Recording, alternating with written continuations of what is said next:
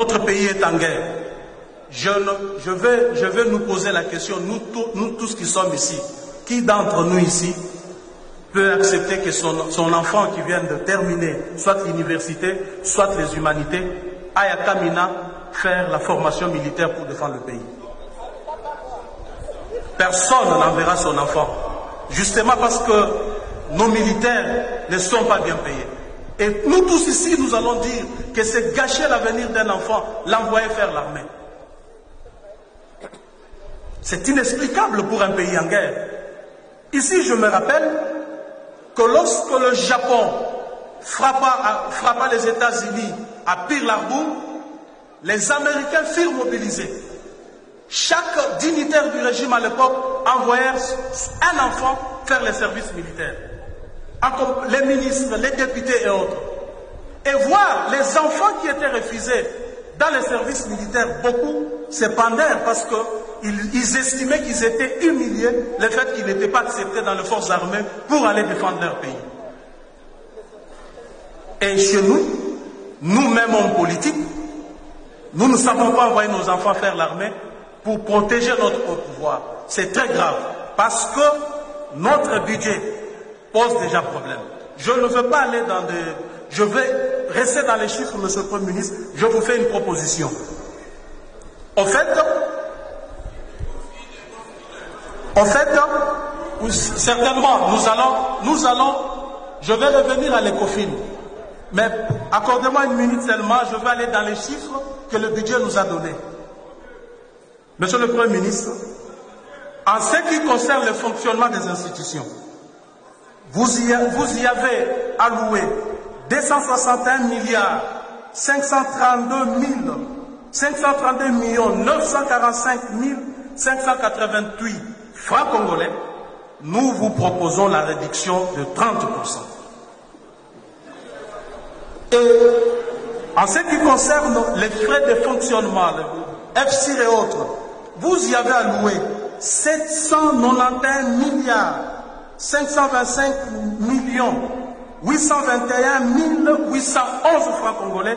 Nous vous proposons la réduction de 50%. Et ainsi de suite, 30% aussi dans les interventions. Nous aurons à récolter, si les COFIN allaient dans le sens de nos propositions, nous allons récolter 1000 milliards 345 millions 672 millions 154 517 francs congolais. Et voyez, monsieur le Premier ministre, que vous allouez à l'armée chaque mois pour énumération 62 000, l'armée et la police, 62 milliards de francs congolais comme rémunération.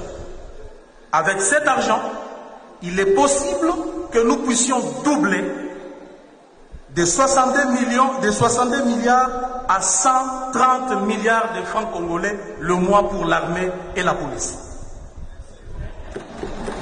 Et ce n'est pas tout, ce n'est pas tout. Il nous restera une enveloppe que nous allons déverser dans le CECOPE pour appuyer la gratuité de l'enseignement. Et parce que, monsieur le Premier ministre, vous allez constater que cette réduction ne touche pas aux droits acquis. Parce qu'en réalité, si nous étions sérieux, on aurait touché même à ce qu'on appelle droits acquis. C'est-à-dire salaire des députés, des ministres et de tout le monde dans ce pays. Parce que nous sommes un pays, nous sommes en difficulté. On ne doit pas donner l'impression que nous demandons à notre peuple de faire des sacrifices, alors que nous-mêmes dirigeants, nous ne faisons pas ces sacrifices. Hein?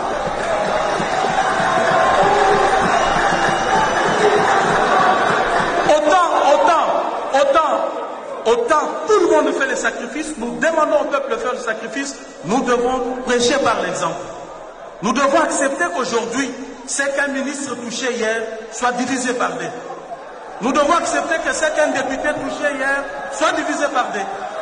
Ce n'est pas du populisme, je suis sérieux et je sais de quoi je parle. Alors, chers collègues, pour chiter, de toute façon, le Premier ministre n'a rien à faire pour l'instant.